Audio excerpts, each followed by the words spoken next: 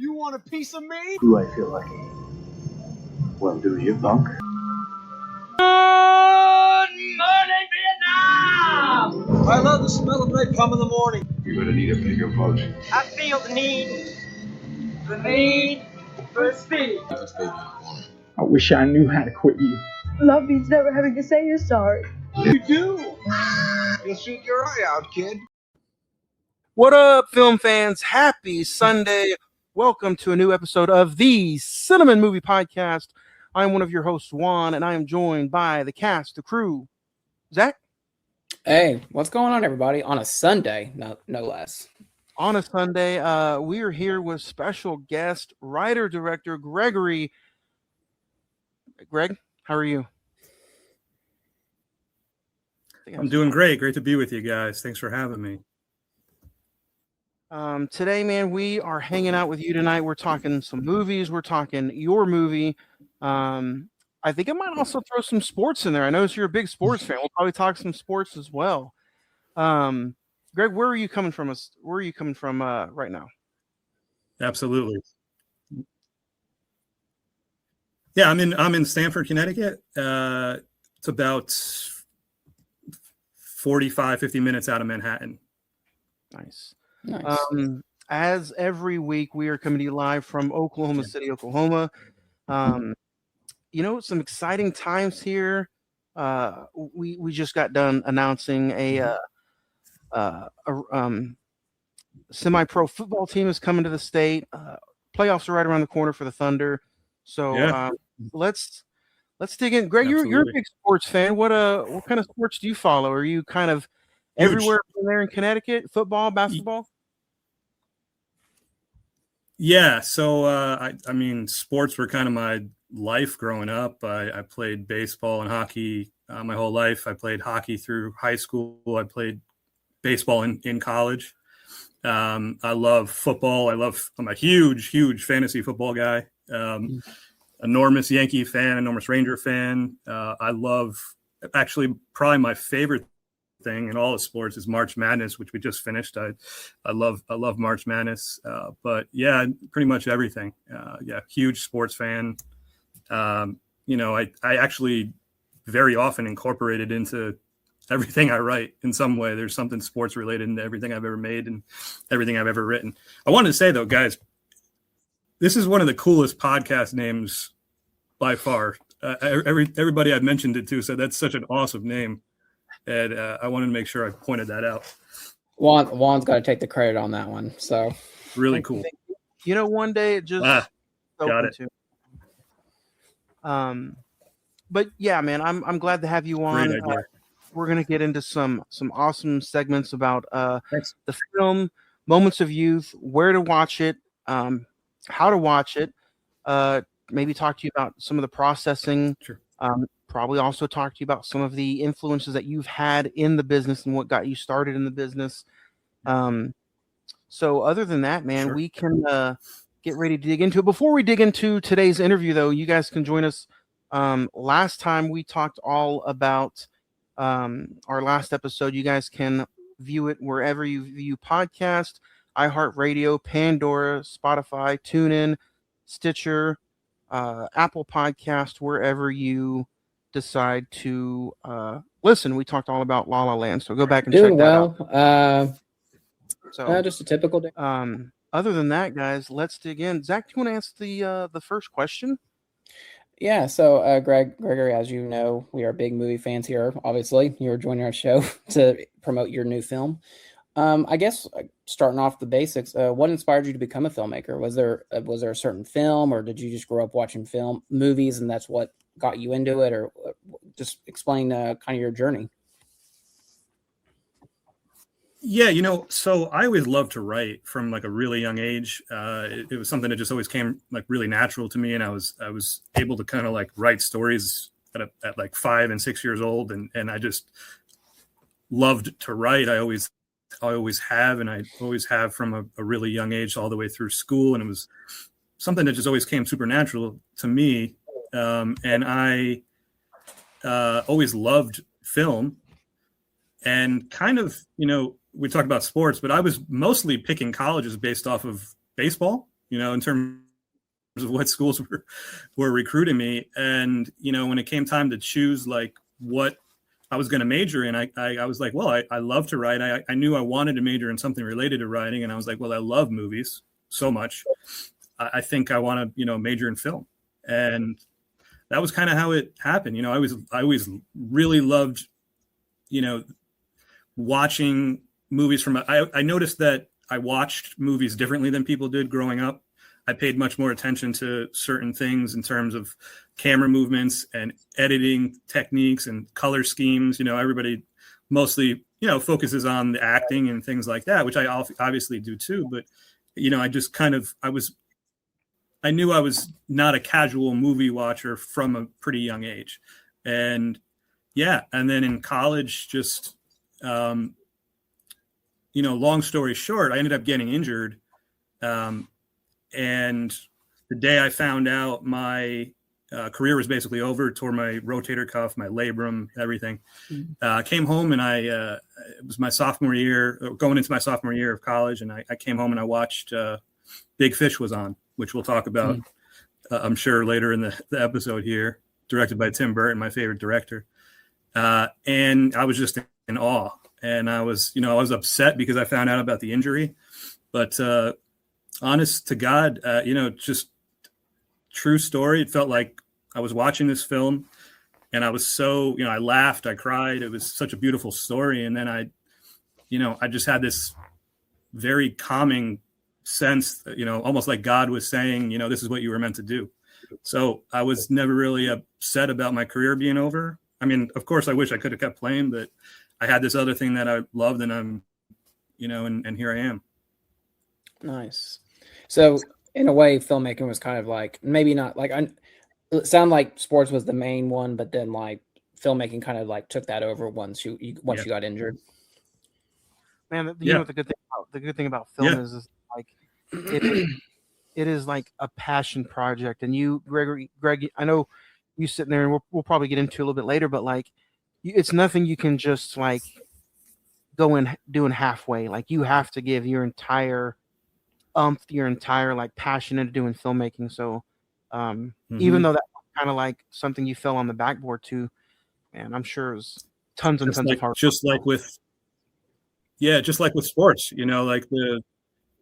absolutely. The work ethic that you are instilled from playing sports, the constant, 6 a.m. workouts and the practice and all the games and everything. It's the same sort of attitude I carry into making movies, that very strong drive you need to get through like hours and hours and hours of working out and all that kind of stuff translates pretty well to, the hours and hours and hours you spend on set, which is, upwards of 16-hour days and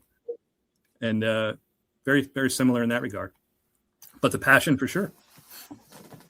So we're going to get ready to talk about moments of youth. We can go over the synopsis real quick. On the night before graduation, the senior class partakes in a fun-filled scavenger hunt, which features a massive grand prize. With their dreams on the horizon, they share one epic night of laughs, secrets before their future begins. Moments of Youth, if you guys want to check it out, it is available now, streaming on Favesome, Prime Video, Tubi, and it is got a 7.1 out of 10 on IMDb. So go check it out. It is available to stream now. Gregory, before we get into the second question, if you can tell behind me, it is not a green screen. This is all physical media. That's real. It is real. My biggest question that I didn't even send you is there a plan to? Those are all yours. Those are all real. Wow. Is there a plan to put your film on physical media? And if so, like That's awesome. Now in today's, day and age, this is, like I said, random question, but is it important now to put movies on physical media, or were you just okay streaming it? So for me, I think it's very important to have everything on physical media, particularly Blu-rays. And I know you're a huge Blu-ray guy. for me, reason for that is there's no substitute for the making of the film. You can't really get that anywhere else other than on the special features on a Blu-ray.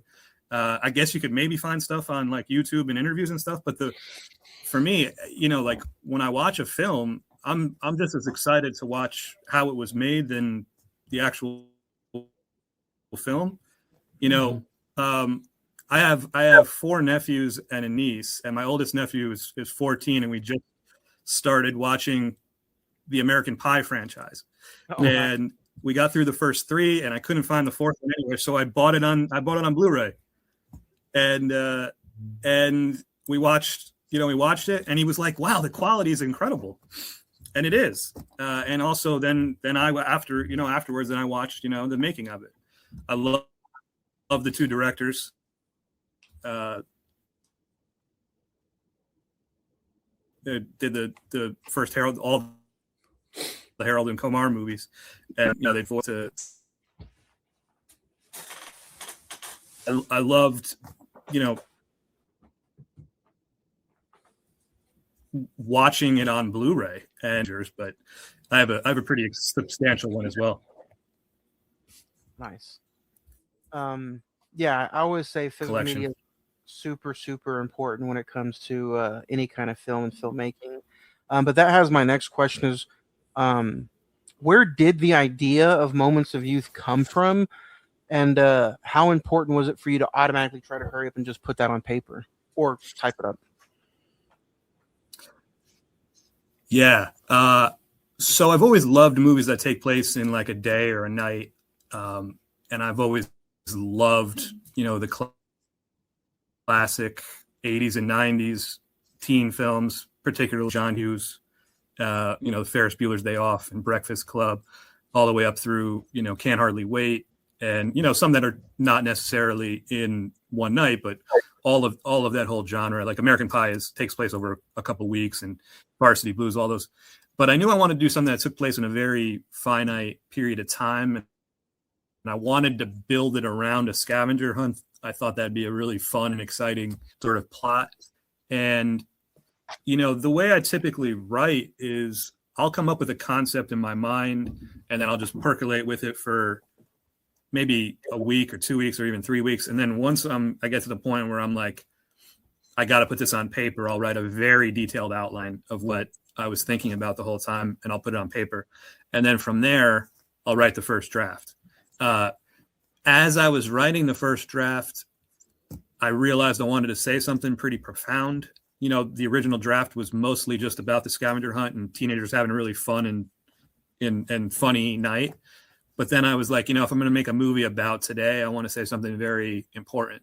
And I was like, I know what I want it to be. And that's where I came up with, the hook of the traumatic event that we uncover. And that's what I decided. I felt like if I'm going to tell a story about right now, I felt kind of responsible to make the statement that I made. Nice. So, that kind of goes into our next question. So you kind of answered the way your writing process is, how it looks like. I guess to bounce off of that, did you have any hiccups or any problems like finishing like the story you wanted to tell, or as you started writing it, it just kind of it came out fluidly? Yeah, the other thing I do in terms of the writing process is I'll write the first draft, and then my mom's always the first person who reads anything. There's one of my nephews chiming in.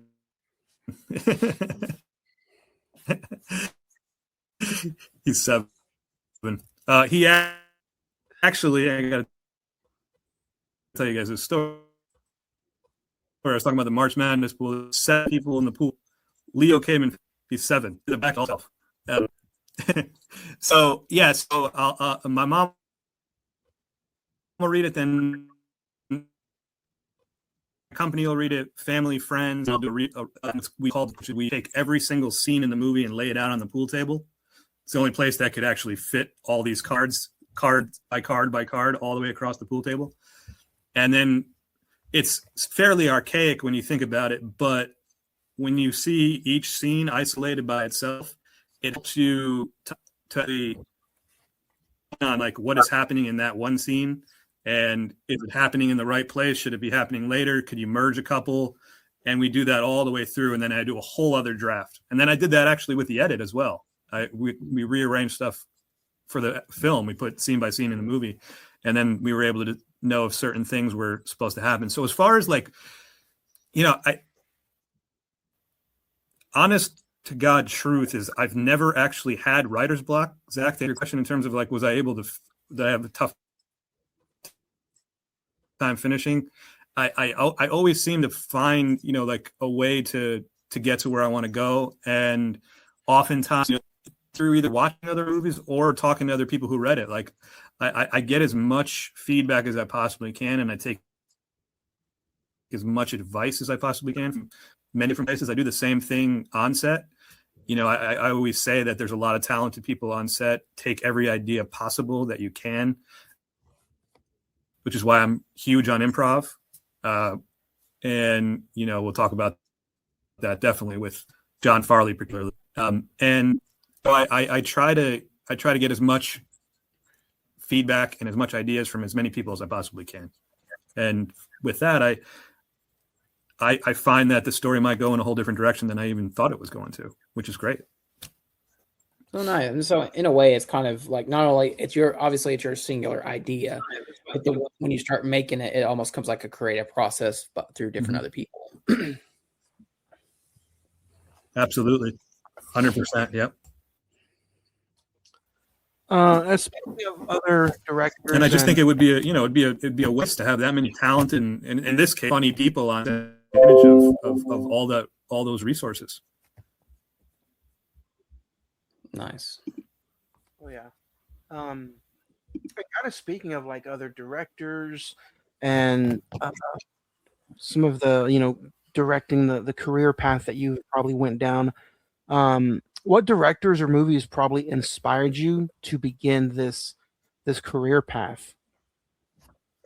I know you've mentioned Tim Burton earlier, but is there? So I'd go back. Yeah. Yep. I would say he'd be number one, mostly because of the Big Fish story that I told you. Big Fish for me is, much more than just a film because of the sort of cataclysmic event that it,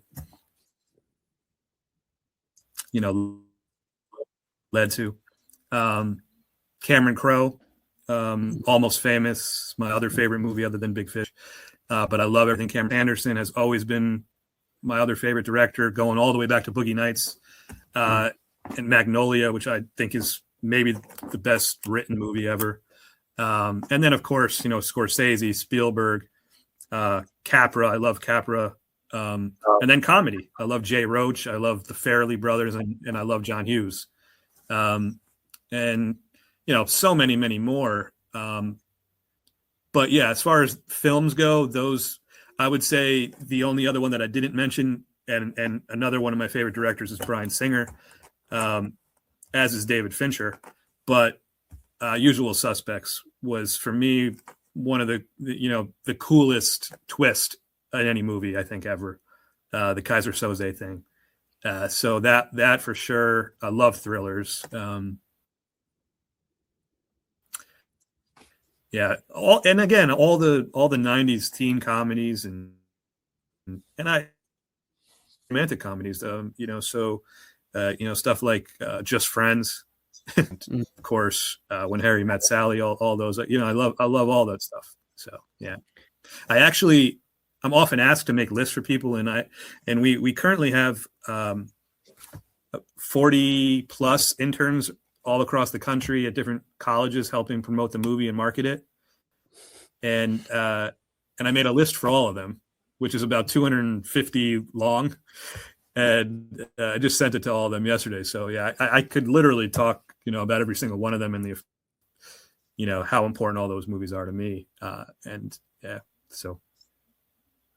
Nice. I know you just mentioned Scorsese as being one of your favorite directors. If you get a chance, in between your projects, if you have Apple TV, you should definitely check out. Maybe you already have. Is Mr. Scorsese? It's like a 5-part documentary about his career. It's incredible. It made Juan go through his entire filmography to rewatch a lot of this stuff. Oh yeah, yep, yes, absolutely. Saw all of it. It was wonderful. So I guess So and I know you.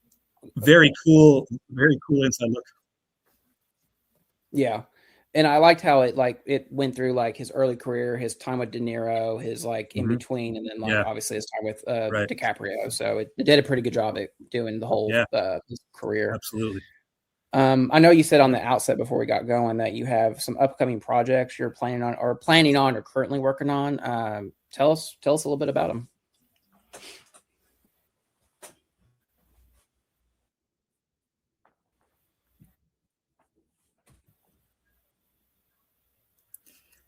Yeah, so we've all developed, and then we have 2 films that we're kind of ready to start putting into motion to get into prep on. One is called The Treehouse. It's a thriller, psychological thriller. 4 lifelong best friends. They have separate near-death experiences on the same night, and you don't know which one actually passed away until the end of the movie. So that's it's also in the sort of same genre and age group as Moments of Youth, but it's a much different sort of tone. Much more like sort of like The Outsider. The other one we're getting ready to do is called Horrible, WHORRIBLE. It's about a woman who, in a series of unfortunate events, finds herself owing a debt to a woman who runs an escort service. So in order to pay off the debt, the madam has her work for her, but she's terrible at it. So Horrible. It's also a rom-com. So yeah, it's a love story involved too. And then we're getting ready to do two TV series as well. One's kind of a drama comedy. The other one's a thriller also that takes place in the late night talk show world. Oh, nice. Every Day is a Holiday is the comedy family one, and the other one is called Midnight on Broadway. Again, those will be our TV that we. And then we have another 12 ready to go right after that. Hi, Gab. So now there's my niece chiming in now. I wanted to ask this. Like I said, some of these questions were planned, but this one, you had mentioned the Farleys earlier. What was that process like on getting him onto the film? And, how is the comedy just working with him in person? Is he always on, or is it kind of hard to stop laughing sometimes with John Farley? Okay, so all right, so as far as first question, a couple of our producers had worked with him on another film or two, and called and asked if he wanted to do it. He read the script actually while he was flying to something else, and he said he fell in love with the character, fell in love with the movie. I talked, and he said, "I can't wait to do this." And he was just. Yeah, it was a great conversation he and I had initially. He came on board right away, and he left that film, came up to us and filmed. But I mean, on set, he's so funny. He's so funny all the time, and he just keeps going and going and going. And one of the things that he and I did, there's a scene in the film where Brianna is at the kitchen table. She's talking about her graduation speech, and he's there. And he did a lot of improv during that scene, but then I pulled him aside and I said, "Let's come up with something that we're just going to throw at her out of nowhere and not tell her." So we came up with this idea that she was the waitress at this restaurant that she's delivering the pizza for, and he asks if she was the one who saved all the people in the fire because he can't believe that the place burnt down because she got the name of the restaurant wrong because she doesn't actually work there. And her reactions are 100% authentic because she had no idea what was coming. I just told her to go with it. And John he hit it out of the park. And I kept that in the scene. And to answer your question, one, the reason we had to cut that moment was because I was laughing so hard. I could not hold it in anymore. You just hear me burst into laughter on the take because I didn't even know where he was going to go because, we fleshed it out right on the spot like that. And I had a broad sense of what he was going to do, but he just made me laugh so hard all the time. He made everyone laugh. And, the thing about his character is he's incredibly funny. He's also incredibly charming. And John he just elevated the role so much. And Chris Farley's, obviously one of the all-time greats, and John, it's wild because they have Tommy Boy hundreds of times, growing up, and all of Chris Farley's stuff, so it was just really cool to work with him. He was great. And he's just so funny, just so naturally funny. That's just so awesome to hear. It made me think of ways that you could probably use him. Like, I don't know if you got plans on working with him in the future, but that chemistry just with him and the cast in this film was just something that I really, really enjoyed. It's like they had been doing it for years. Yeah. And no, I absolutely would love to work with John again. We've talked about it. Yeah. You had mentioned it earlier that you like movies that take place in a night or in a day or a weekend, stuff like that. But like this movie, I will say, like, it's one of those that like it starts, I believe, the morning of their last day, and the whole, the whole scene of them just doing the hunt is, to me, like the whole process of the film is just something new. Like you don't ever see movies like that doing stuff like the hunt and just trying to get everything done in one day. And it's like, man, sitting back watching this, it made me enjoy not only this film, but just like ideas like that in general. Like, man, you don't get that anymore with original films, and you don't get that anymore with like comedies. And this comedy did make me just wonder. Thank you. No, yeah. I think the main thing. Oh, go ahead. I think the main thing about the movies that I mentioned, I felt as though there haven't been a lot of them. There hadn't been a lot of them made similar to this in a while. I think the movie Booksmart was great. It took place in one day. Dope was fantastic. That takes place over the course of a couple of days, maybe a week. But I think, like when you think about Breakfast Club and Ferris Bueller before we started filming and they're younger, they're in their early 20s when we filmed, and they had, most of them had seen all the John Hughes stuff, but I gave them other films to watch as well. But I was saying the charm that those movies bring and just the nostalgia that they have when you watch them, you're kind of transported to the 80s and you just feel that even if you're not anywhere near that age group of being someone who grew up in the 80s. And no matter how many times you've seen Ferris Bueller's Day Off, if it's on TV, you watch it. It just has that feel that you want to watch it. It's just a movie you can't turn off.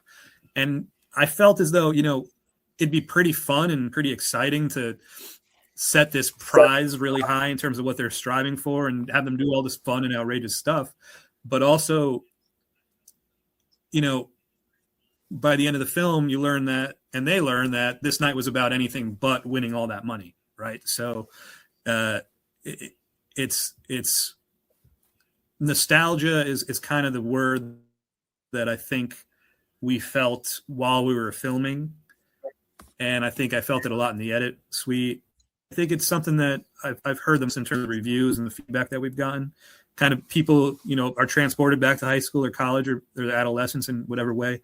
I would think that most people can relate to at least one or two of these characters. They either had friends like this, or they knew them in high school, or how John's character is as the principal, or Coach Pop, or Sherry's character with Mrs. Pop, or Betsy's character with Darcy, in a different way, how she keeps popping up throughout the whole film, which a lot of people seem to really love, how she just keeps popping in and out, and she was fantastic. Betsy's great, as is Sherry, and we talked about Scorsese. Gary Pastor has been in so many of Scorsese's movies. He was in The Wolf of Wall Street. He was all the way back to, when they were both, much younger guys. They've done a ton of stuff together. So, and Gary made Coach a really fun and funny guy. And they were all a blast to work with.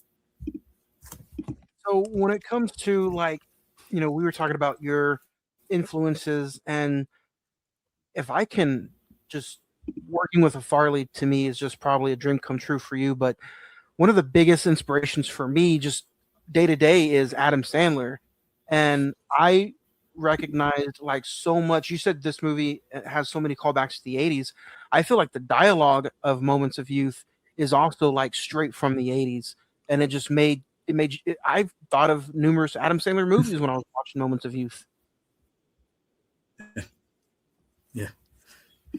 Yeah, I think it has that kind of 80s 90s feel, but in the present day. I think was kind of what we were going for. It feels like a throwback, but we updated the genre with the social media component.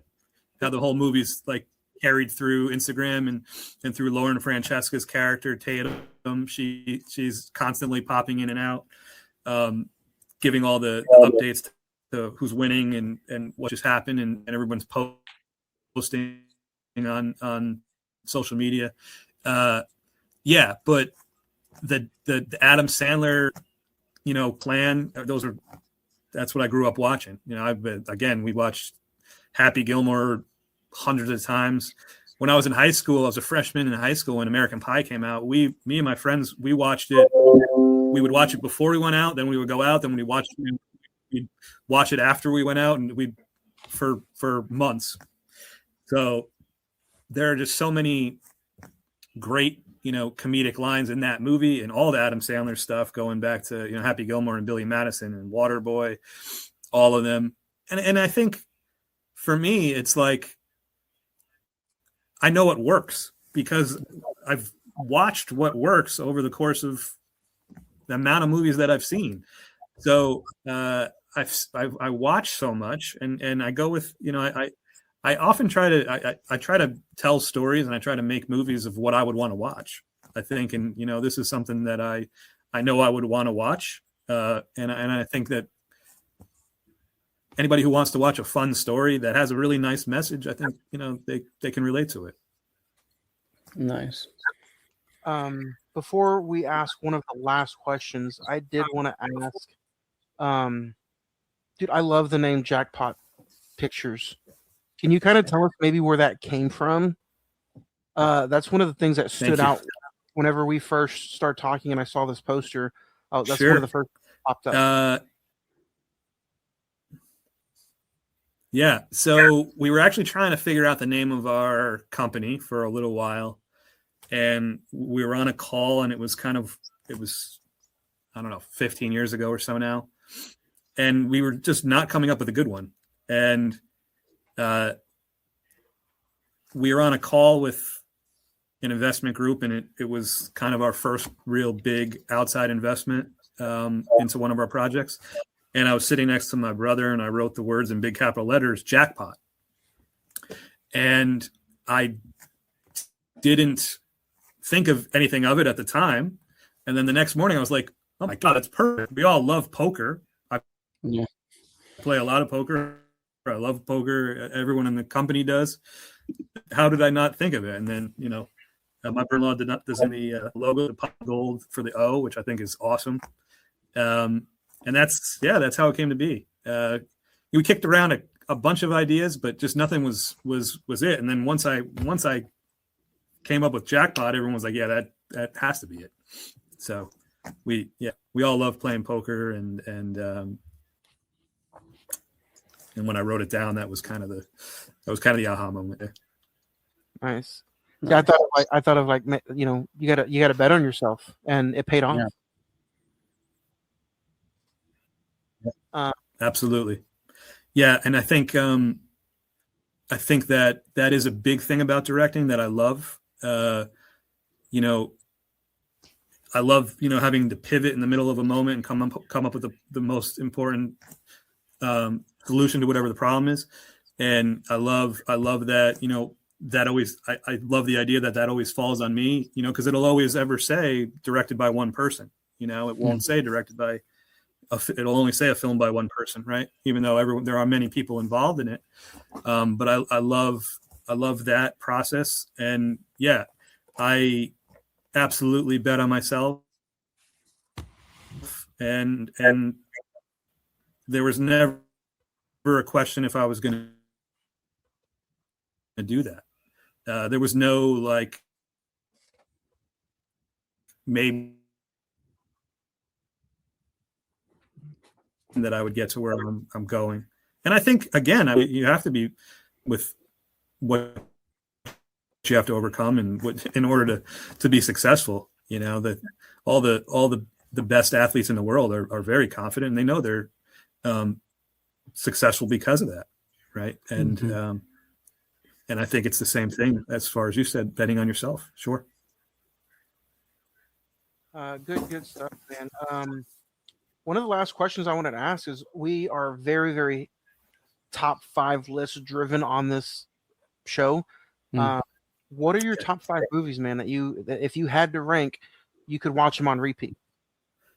Okay, so this is a tough one for me. Okay, so all right.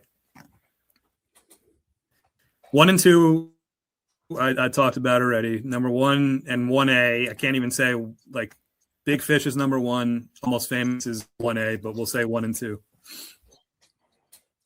3 would be Usual Suspects. 4 would be Finding Forrester, directed Gus Van Sant. Okay. And 5 would be Magnolia, Paul Thomas Anderson. Nice. But I mean, I could go 6 through 100 and they would be interchangeable. Yeah. Yeah. He just got his directing award this year, his first Oscar. Finally. How about you guys? I would probably say about time. So I think 17 nominations. Exactly. I guess that real quick. I mean, you know, kind of sideswipe. Did you like One Battle After Another? Do you think he should have won for that, or do you think he should have won for There Will Be Blood? I think directorially it was fantastic what he did. I think he was gonna win for at least one. I think he was gonna win Best Picture, Screenplay, Director. Yeah. I knew he would get one. The fact that he got all 3, I think, is great. I think Magnolia is, like I said, I think maybe the best screenplay ever, other than probably Chinatown. I'd probably put in that category. But yeah, I mean, I think whatever he got it for, he deserved, for the amount of amazing movies he's made. There Will Be Blood. Yeah, absolutely. Boogie Nights, even Hard 8, his first movie that he made before Boogie Nights, you know? So, yeah, just, I think it was his time to finally get what he deserves. Nice. Yeah.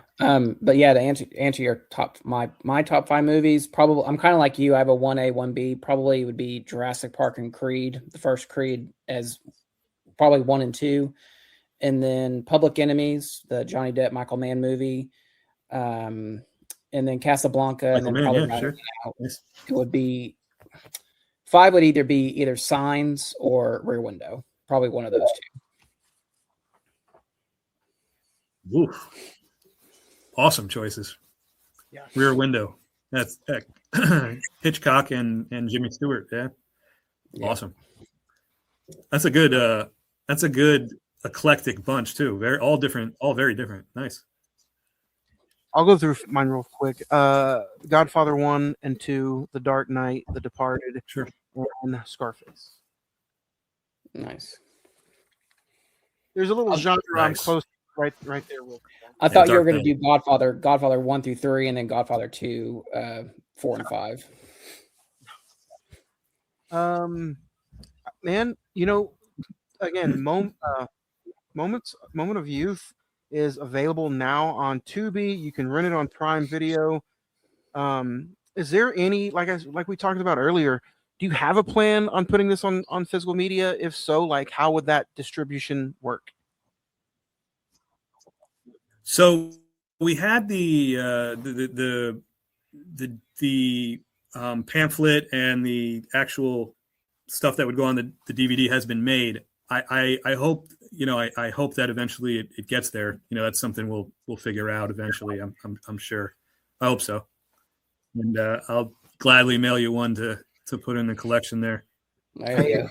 That'll work. Everybody we've interviewed so far that's kind of been like their gift. They'll send it. So our last interview was Damien Promise.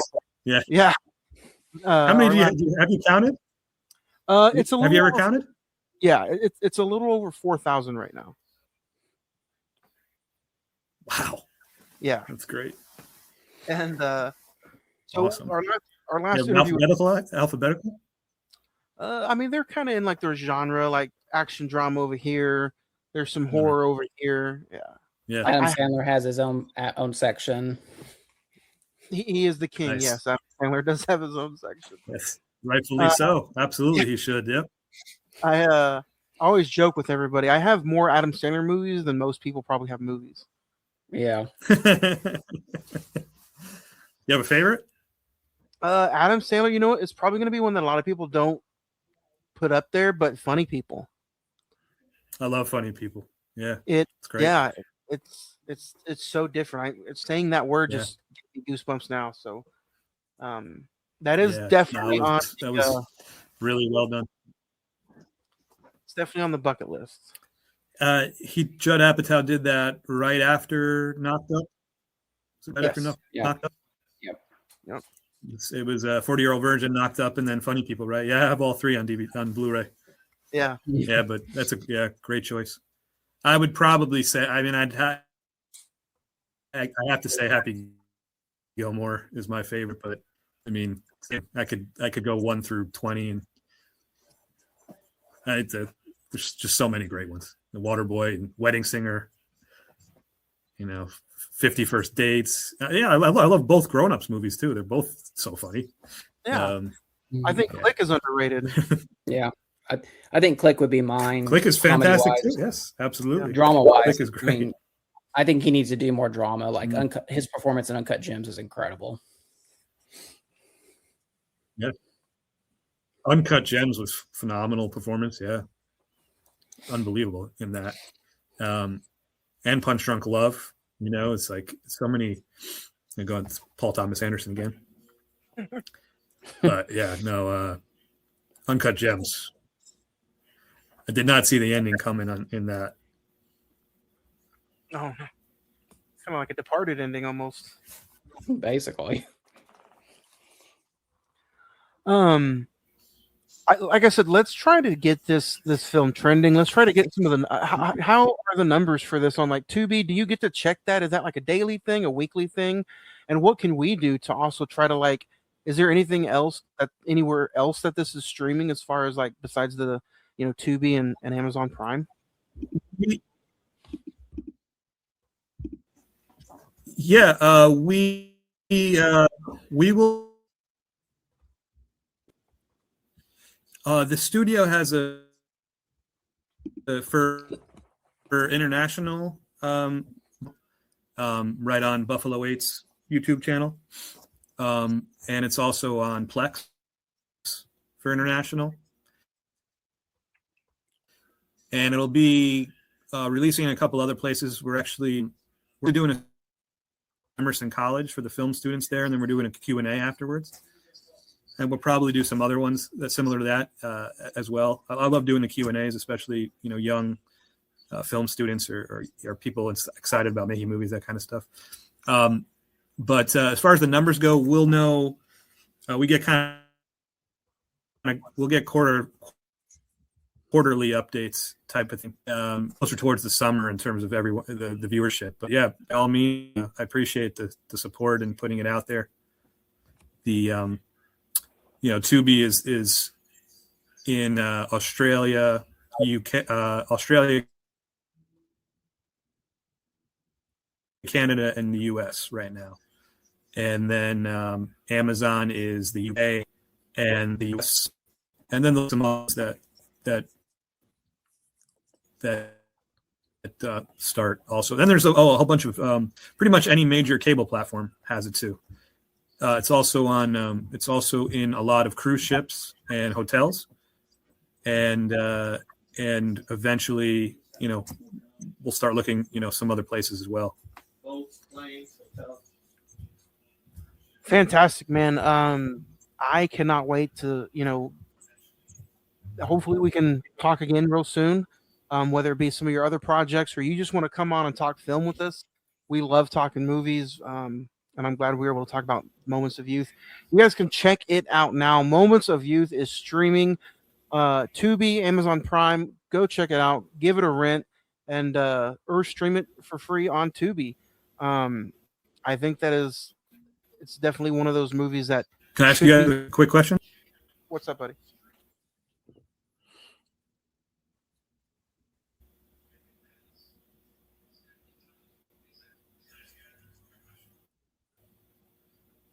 I didn't get the question. I think. Yeah, I didn't get the question. I think we had some technical difficulties. Okay, I think I was on a little delay. Did you guys? Did you piece together the traumatic event? Did you figure it out? No, I did not piece the tragic event. What was the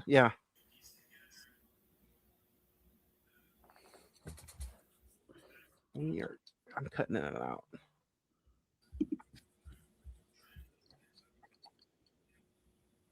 I did not get to piece the tragic event. Was there something I missed?